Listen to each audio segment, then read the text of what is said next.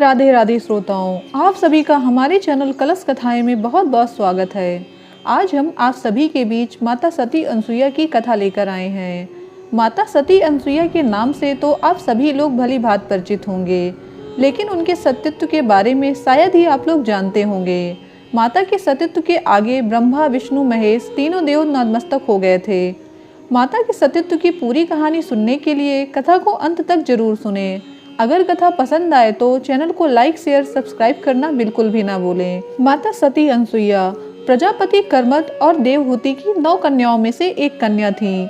माता अत्रि मुनि की पत्नी थी। माता की पति भक्ति के चर्चे जगह जगह शोहरत थे।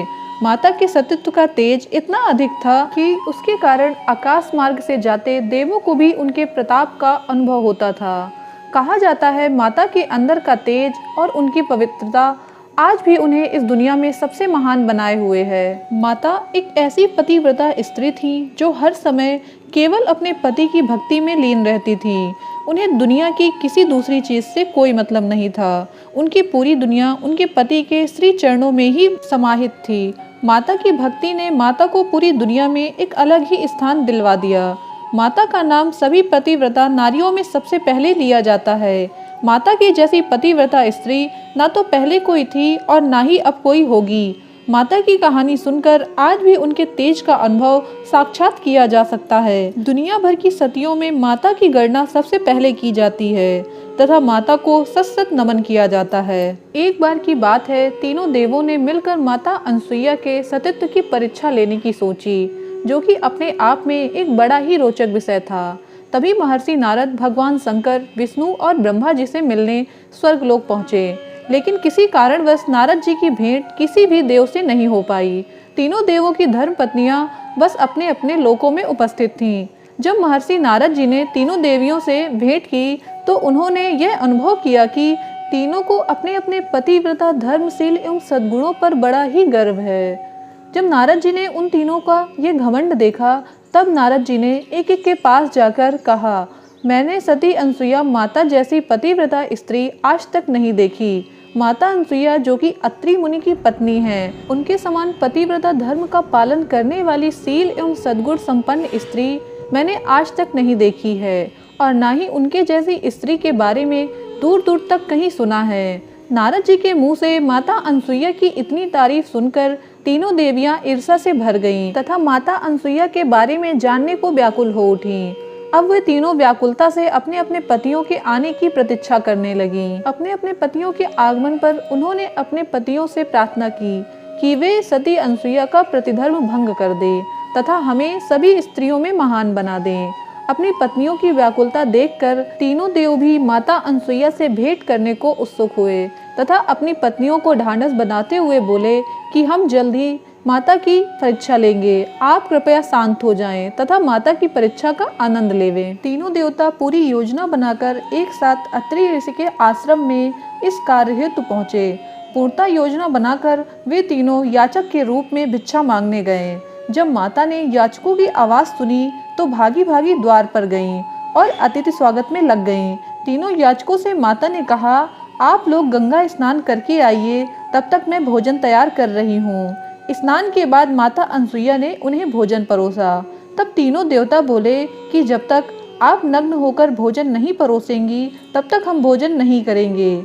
जैसे ही उन तीनों याचकों से माता ने ये कथन सुना, वैसे ही माता संपूर्ण कहानी समझ गईं, क्योंकि माता एक पतिव्रता स्त्री थीं। पतिव्रता धर्म का निष्ठा से पालन करने के कारण माता के अंदर एक अटूट ज्ञान का भंडार था। माता ने बिना कुछ बोले उन तीनों को अपने आश्रम में बैठाया और अपने पति अत्रि मुनि के पास गईं। वहां पहुंचकर माता ने अपने पति को प्रणाम किया तथा उनके चरणों को धोकर जल ले आईं। उस जल को लाकर माता ने उन तीनों देवताओं पर छिड़क दिया। अत्रि मुनि के श्री चरणों का जल पड़ते ही तीनों देव दूध पीते बच्चे बन गए तथा बाल क्रीड़ाएं करने लगे। तब माता अनसुईया ने उन तीनों को दूध पिलाकर पालने में सुला दिया। इस प्रकार कई दिन बीत गए। जब तीनों देवता लौटकर अपने लोक नहीं पहुँचे तो तीनों देवों की पत्नियां चिंतित हुईं और ऐसे ही कई दिन बीत गए। तभी एक दिन नारद जी से ही उन्हें ज्ञात हुआ कि वे अत्रि ऋषि के आश्रम में देखे गए थे। ये पता चलते ही तीनों देवों की पत्नियां आनन फानन में माता अनसुईया के आश्रम पहुंची। वहां पहुंचकर तीनों देवों की पत्नियां माता अनसुईया से अपने पतियों के बारे में पूछने लगी। माता ने मुस्कुराया और पालनों की ओर इशारा करते हुए कहा, पहचान लो, जो जिसके पति हो उनको अपने साथ ले जाओ।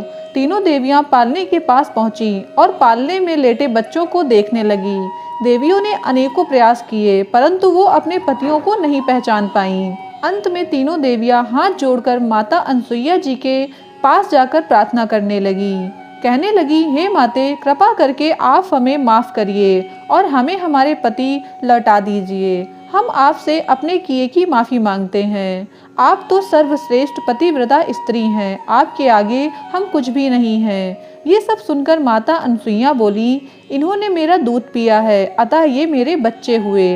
अब इन्हें किसी न किसी रूप में मेरे पास ही रहना होगा। माता का ये कथन सुनते ही तीनों देवों ने अपने संयुक्त प्रयास से एक देवी तेज प्रकट किया, जिसके 3 सिर और 6 भुजाएं थी। इसी अलौकिक अवतार का नाम दत्तात्रेय रखा गया। जैसे ही माता को दत्तात्रेय मिला, उन्होंने पुनः अपने पति के श्री चरणों का जल तीनों देवताओं पर छिड़क दिया, तो वे सभी वापस अपने पूर्व रूप में आ गए। अपने पूर्व रूप में आते ही सभी देवों ने माता से माफ़ी मांगी तथा हमेशा के लिए माता को सती अनसुईया के रूप में अमर होने का वरदान दिया। सनातन धर्म की ऐसी ही अलौकिक तथा ज्ञानवर्धक कहानियाँ सुनने के लिए हमारे चैनल कलश कथाएं को सपोर्ट करें। कहानी का पूरा श्रवण करने के लिए धन्यवाद।